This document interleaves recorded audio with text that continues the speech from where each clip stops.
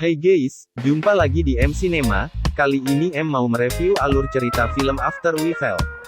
Film ini merupakan sequel ketiga dari rangkaian serial film After. Masih dibintangi oleh Josephine Langford dan Hardin Fiennes Stephen untuk pemeran utamanya. Konflik dan pertengkaran keduanya masih terus terjadi gara-gara mereka masih saja belum terbuka satu sama lain.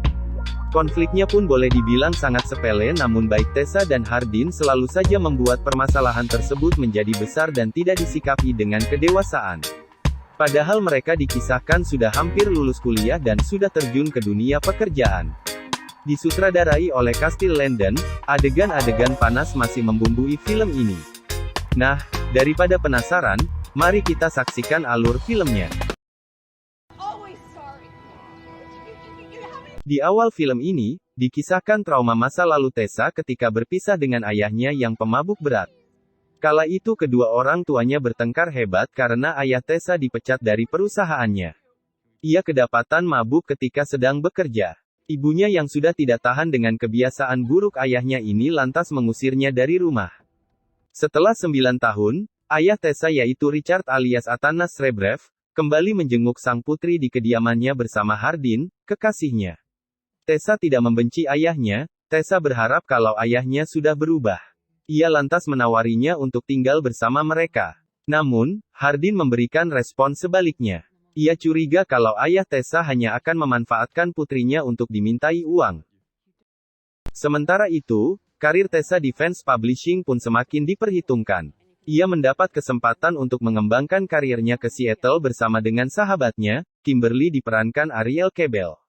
Kimberly dan sang suami, Christian alias Stephen Moyer bahkan mengizinkan Tessa untuk tinggal bersama di sana agar tidak perlu lagi menyewa rumah. Tawaran pekerjaan yang Tessa terima itu tidak diketahui oleh Hardin. Hal tersebut membuatnya kesal, karena hal besar seperti itu tidak memberitahukan dirinya.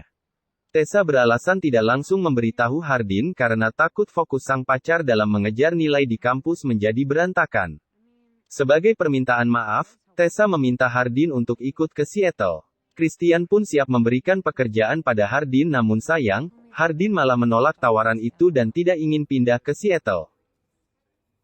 We do need to stop keeping secrets from each other. 1 minggu menjelang kepindahannya ke Seattle, sahabat dari Tessa yaitu Landon alias Chance Pedromo, mengajak Tessa dan Hardin untuk ikut berliburan ke cottage yang terletak di pinggir danau. Liburan perpisahan yang seharusnya bahagia malah terjadi lagi pertengkaran antara Tessa dan Hardin.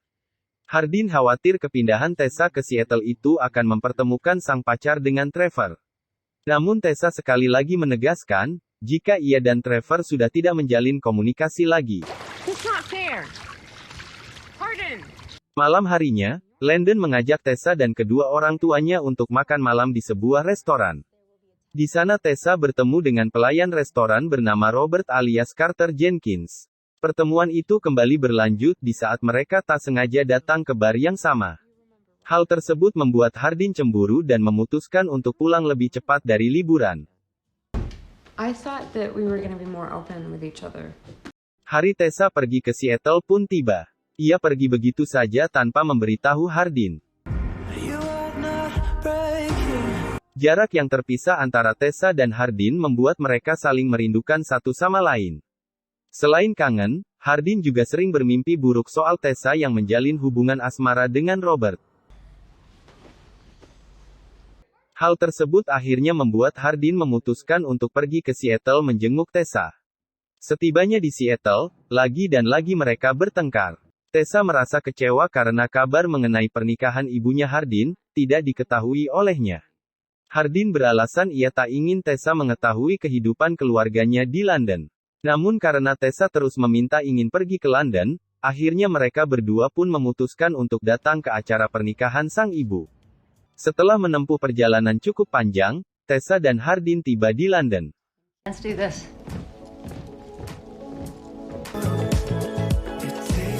Kejutan kembali datang menghampiri mereka, di saat sebuah rahasia besar tentang sang ibu akhirnya terbongkar. Pada hari sebelum pernikahan ibunya, Hardin memergoki ibunya dan Christian sedang bermantap-mantap di dapur. What the fuck? Fine. Like a slag. Don't you talk to your mum like that! Fuck off!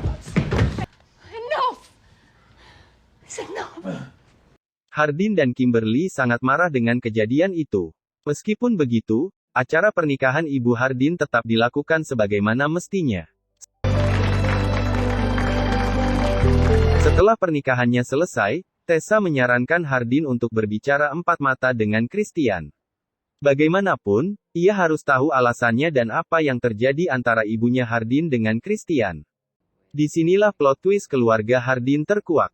Rupanya, Christian dan ibunya sudah menjalin hubungan asmara sejak lama, jauh sebelum Christian menikah dengan Kimberly. Bahkan, ibunya sempat hamil ketika masih bersama Christian, dan ternyata, anaknya itu adalah Hardin. Hardin sangat terpukul mendengar hal ini. Untung ada Tessa yang terus berada di sisinya untuk menenangkan sang kekasih. Film pun berakhir, tapi kisah asmara antara Hardin dan Tessa masih terus berlanjut di film keempat berjudul After Ever Happy. Nah, gimana review filmnya? Kalau kalian suka, jangan ragu-ragu untuk like, subscribe dan klik lonceng notifikasi, agar tidak ketinggalan video-video terbaru kami. Terima kasih sudah menonton.